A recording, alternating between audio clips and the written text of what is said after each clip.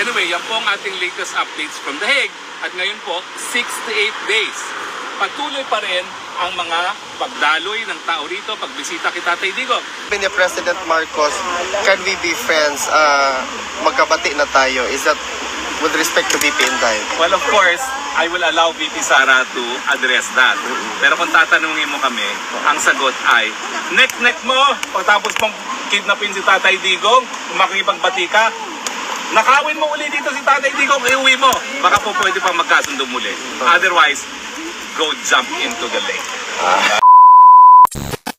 Doon sa request for arrest warrant labang kay Tatay Digong, yung deputy, ang pinagtataka ko, as if naman marami silang kaso, konti nga lang kaso nila, no? Bakit ang pumirma yung deputy prosecutor? Ang duda ko, gaya natin, alam niya wala ng jurisdiction ng ICC.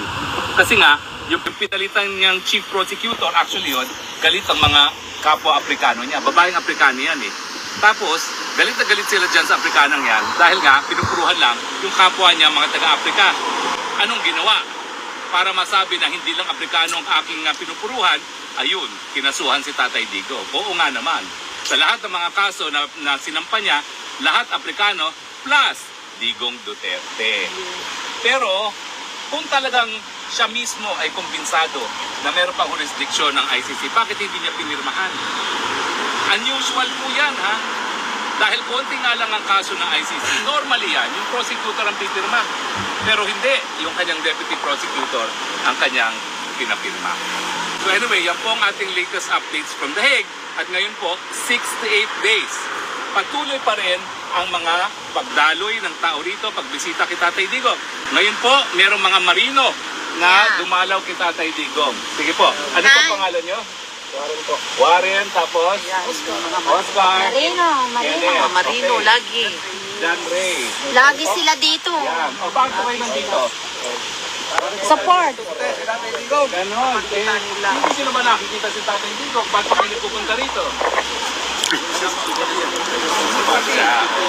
Bakit nyo talagang sinusuportan? Alam mo sa Tatay Digong, Ibawan! Oo, bakit nyo siya minahal? Magandang ginawa! Oo nga eh. Paano ngayon? Ano nangyayari sa Pilipinas? Nga!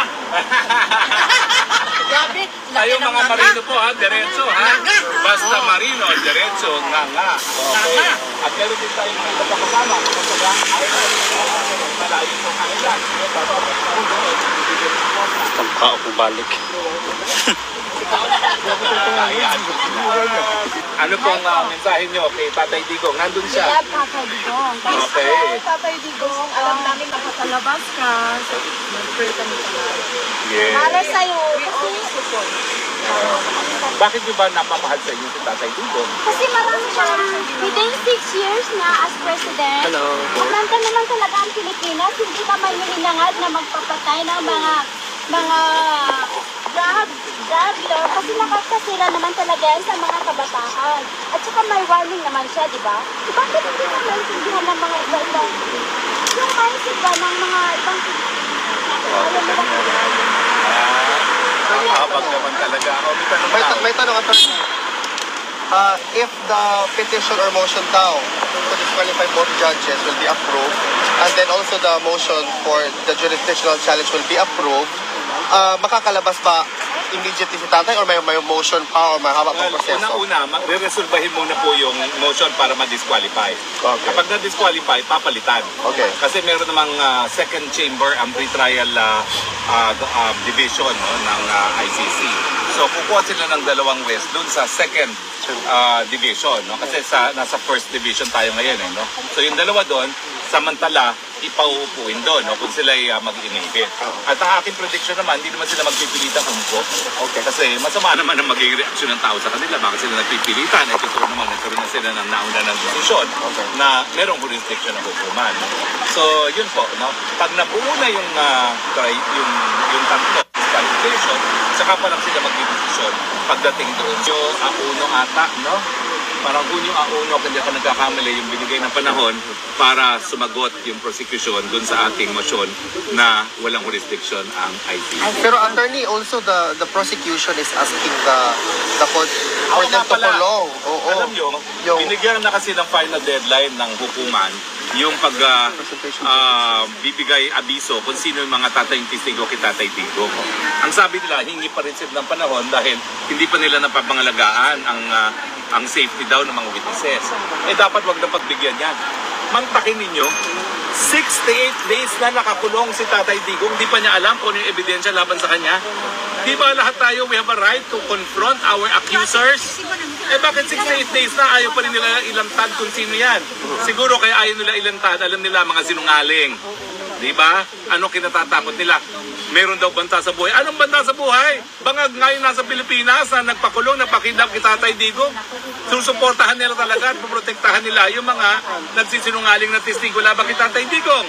Di ba? Nakalimutan ko nga pala, humingi sila ng panahon at sana naman hindi bigyan ng panahon kasi hindi na tama, hindi na makatarungan. 68 days now, hindi pa na mapatunayan nagkasala, nakakulong, tapos gusto pa nila mas matagal na panahon. Samantalang karapatan naman ng akusado malaman kung ano yung mga paratang laban sa kanya at ikumpronta kung sino yung mga tumatayong testigo laban sa kanya. Attorney, also following up to that, sinabi nila na is this also an indication na baka wala nga talagang witness na may presenta? Ay hindi ko alam, basta ang akin, insecure sila, takot sila doon sa kanilang mga testigo. Kasi baka mamaya nagsisinungaling. Ako may alam, sigurado ko na nagsisinungaling dyan. Meron daw siyang mga liniding na mga biktima ng mass murder. Hinukay namin yun, ha? Ang nakita namin, buto lang ng aso. Tapos dadaling pa rito, tambalita ko, kasama ko ngayon sa Hague. Kaya lang siya, all expenses paid for by the court. Ako nakikitira. Di bale, masarap naman ang luto ni Mami Janet. Bahala sa saka masarap ang luto ng mga sila natin. Correct. Ito yung, di ba, nanalo si Mayor ng... Mayor. Narinig namin sa news na siya pinahintulutan ng government ng Netherlands na manumpat sa embassy natin. Ang mangyayari po, papapasukin yung Consul General sa kulungan. Okay. Papapasukin po siya. Pero hindi po pwede ipagkaitiyan. Kasi hindi pa naman po napatunayan nagkakasala si Tatay Digong. So, at saka, wala po sa Rome Statute to disqualification from public office. Wala po ganung parusa sa Rome Statute. Attorney, on a different note, sabi nila, there's a question raised na with regards to the prosecution team ng impeachment case ni Vice President Inday Sara.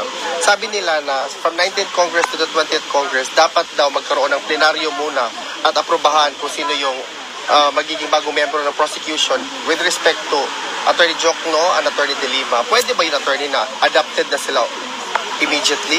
Hindi, dadaan na plenaryo yan. Okay. Unang-una, meron pang mga nalalabing araw dito sa 19th Congress. Pwede lang gawin yan kasi parang may 5 araw silang magpupulong pa, no? Magpapagawin ng session.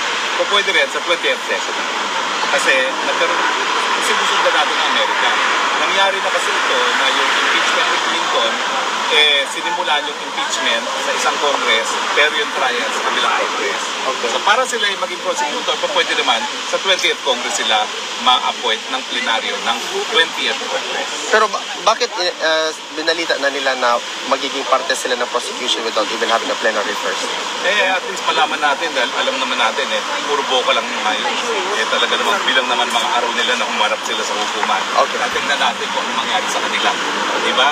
Ako, tuwan-tuwa ako na yung mga nagmamagaling ang tatayong prosecutor dahil wala pong mga masyadong trial experience sa mga ito. Sa totoo lang. De Lima was an election lawyer. Si Jokno, di pa na po ang ginagawa niya sa buhay na. Yung nakakahalala na attorney, ano masasabi niyo sa naging resulta ng halala ng senador? Yung ba'y katotohanan ba lahat yung maninalo niyo? Well, binasura ang mga kandidato ng PFP sa kandidato ni Marcos. So ako, happy na ako doon. Dahil ibig sabihin, kangkungan ng Marcos. At siyempre, sa panig naman natin, 5 nakapasok. No? Ang importante, meron na tayong 5 na tututol sa impeachment, si Robin Padilla, kinakailangan na lang ng 3 pa. Marami naman tayong pagpipilian. Si Mark Villar, yung 2 Estrada, yung 2 Cayetano, yung 5 na yun. Meron ka rin Joel Villanueva pa. So sa 6 na yun, siguro yung 3, makakakuha tayo ng 3. Attorney, on another note, sabi ni VP Inday, she made a statement na she's very much happy to go to the impeachment proceeding kasi nga she wants bloodbath. Do you have a reaction to that statement? I support. Dapat talaga umagos ang dugo dahil sa kawalang yan. And also, attorney, recently, sinabi ni President Marcos, can we be friends? Magkabati na tayo. Is that with respect to VP Inday? Well, of course, I will allow VP Sara to address that.